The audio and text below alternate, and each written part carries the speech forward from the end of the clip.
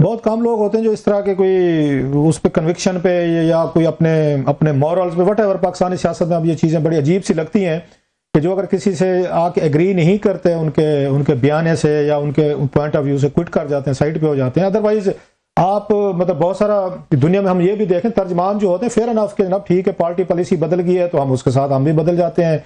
अगर पार्टी की लाइन बदल गई हमने तो उनका आके मौक़िफ़ को लोगों के सामने रखना होता है, जो आपका मेरा ख्याल है मेन काम भी था। बट एनीवे सर, आपने तो उनको वो किया, क्विट किया। एक चीज़ मुझे बताइएगा सर कि अगेन किसके साथ ये प्रॉब्लम है? रात हनीफ अब्बासी साहब से मैंने पूछा था क्योंकि आप इसको छोड़ के गए हैं, so you are in a better position to reply. इस पार्टी में बड़े बड़े लोग आए सर, चौधरी निसार अली खान साहब थे, जवेद हाशमी साहब थे, शाहिद खकान अब्बासी साहब थे, मिफ्ता साहब थे, आप हैं, मेहताब अब्बासी साहब हैं। क्या वजह है, क्यों छोड़ जाते हैं सर? इतने सारे मतलब एक लॉन्ग आपकी पॉलिटिकल इन्वेस्टमेंट होती है, मुश्किलें आपने भी देखी, हमने देखा 2020 में आपके खिलाफ ट्रोलिंग हुई, स्कैंडल बनाए गए, आपको टारगेट किया गया, मैनी बैड थिंग्स हैपन, आपकी फैमिली को थ्रेट किया गया, आपकी फैमिली के साथ जरा बच्चे सारे लोग अफेक्ट होते हैं। तो फिर क्यों एकदम इतनी सारी मेहनत के बाद दानियाल अजीज साहब थे वो छोड़ गए, उन 5 साल उन्होंने भी भुगत ली थी सर। तो क्या वजह है, जब पावर में आने का टाइम आता है तो आप लोग साइड पे हो जाते हैं सर? रास्ता साहब एक चीज तो बड़ी सिंपल सी है पॉलिटिकल पार्टीज में। मैं एक चीज बताता हूँ कि मियां नवाज शरीफ की मैं तारीफ करूंगा कि मुझे शुरू में ये कहा गया था, जब मैंने नए ज्वाइन किया था, कुछ महीने हुए थे, तो मैं बात करता था, डिसएग्री करता था, अपनी बात पर फोकस ज्यादा वजन डालता था कि नहीं जी ऐसे नहीं, ऐसे करना चाहिए।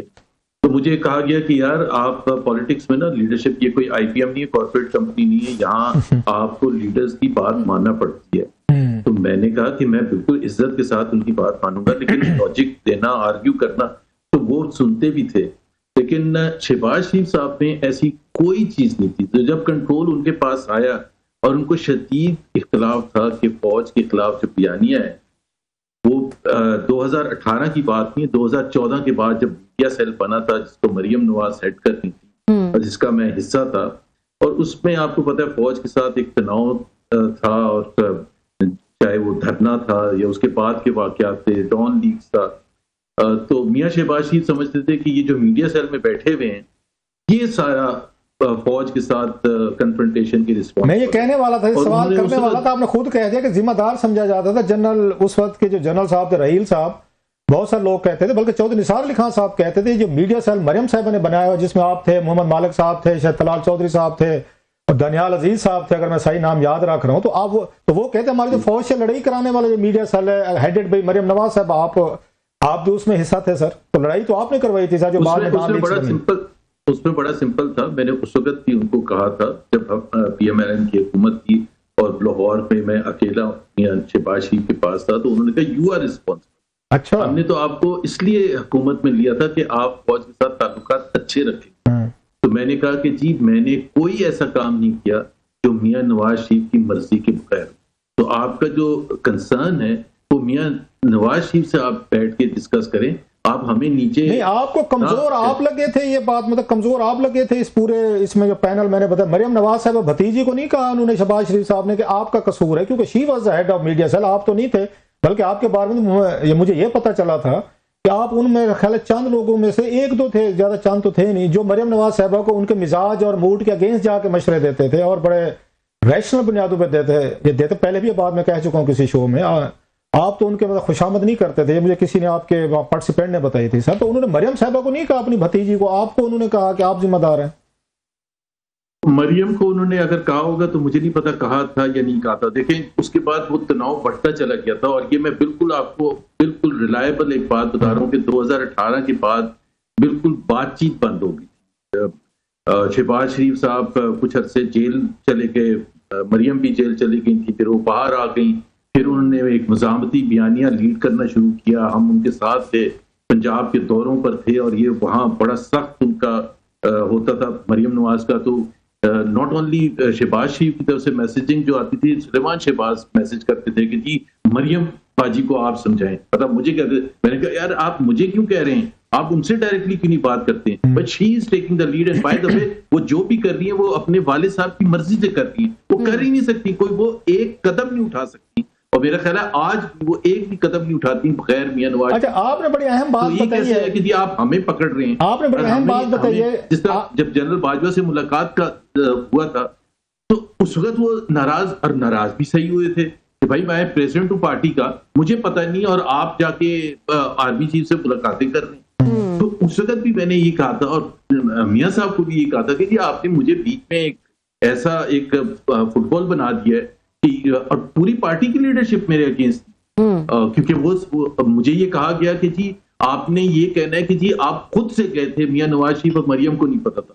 देखिए ना, जब ये किसने कहा आपको सर? ये बात किस नवाज शरीफ साहब ने की आपको? भतीजी और चचा की दोस्ती हो गई और डायरेक्ट जी को तो कुर्बान करना था। अच्छा, आपने जब ये बातें आपको मैसेजेस करते थे शहबाज शरीफ साहब, यकीनी तौर पर आप मरियम साहिबा के साथ होते थे, तर्जमान थे, आप बताते होंगे उनको कि उनका मैसेज, उनका क्या रिएक्शन होता था जब इस तरह के मैसेज आते थे कि इनको मरियम को समझाएं? आप तो बताते तो यकीनी तौर पर होंगे, वो क्या रिएक्ट करते थे, क्या कहती थी सर? मरियम नवाज ये कहती थी कि आप क्यों डरते हैं, हम हैं ना। और फिर जब मौका, किसी से, ये तो मुझे शाहरुख खान की फिल्म याद आ गई सर।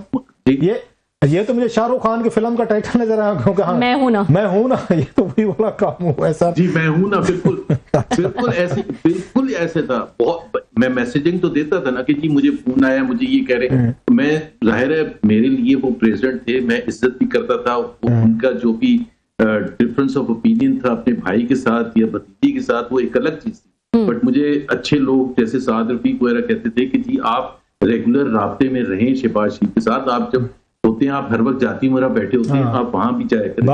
टाइम लेके उनके पास जाता था, उनसे बात करता था, लेकिन वो बिल्कुल इजहार करते थे और बहुत सख्त, मतलब he was so angry with me through out this period कि मुझे समझ नहीं आता था कि मैंने किया क्या। मैं उनसे बार बार ये कहता था कि आप मुझे क्यों, और आप यकीन करें कि एक तरफ मुझे भेजा गया मुलाकात करने के लिए, जब वो पब्लिक हो गया, एसपीआर चीफ ने बता दिया और प्रेसिडेंट साहब नाराज हो गए, तो मुझे शो कॉज नोटिस मिल गया कि जी आपको पार्टी से क्यों ना निकाल दिया जाए। तो मैंने मरियम को कहा जी ऐसे नहीं निकाल दिया, मुझे ये शो कॉज नोटिस भेज दिया, तो अभी तो आप कुछ बचाएं मुझे। उन्होंने कहा ऐसे ऐसे करके लिख दो, कुछ नहीं होता शो कॉज नोटिस में कि जी हाँ ठीक है मैं डिसिप्लिन का आइंदा से पाबंद रहूंगा। मैंने कहा अगर मैं ये लिखूंगा तो मैं तो खुद ये मानूंगा।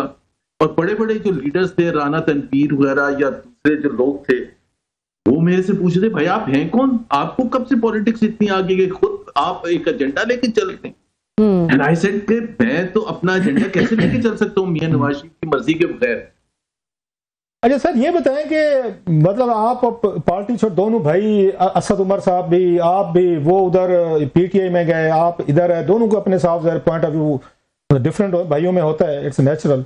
आज ये पता चला है कि आप दोनों इतने अरसे के बाद, वो भी एक तरह की पार्टी छोड़ गए, सियासत छोड़ गए सर, आप भी पार्टी छोड़ गए, तो क्या लगा आपको? दोनों भाई मिसफिट थे, यहाँ पे गलत कैरियर में आ गए, ये आपका काम ही नहीं था, इस तरह की चलाकियां, इस तरह की चीजें, या जो कब वो उसमें पॉलिटिकल वो जो आपको सीवी चाहिए होता है वो नहीं था, आप स्टेट एक और अर्बन क्लास से आए थे, डिफरेंट बैकग्राउंड के साथ, तो क्या हुआ सर? दोनों भाई back to square one sir, जहां से शुरू किया था। Thank you for asking this question sir.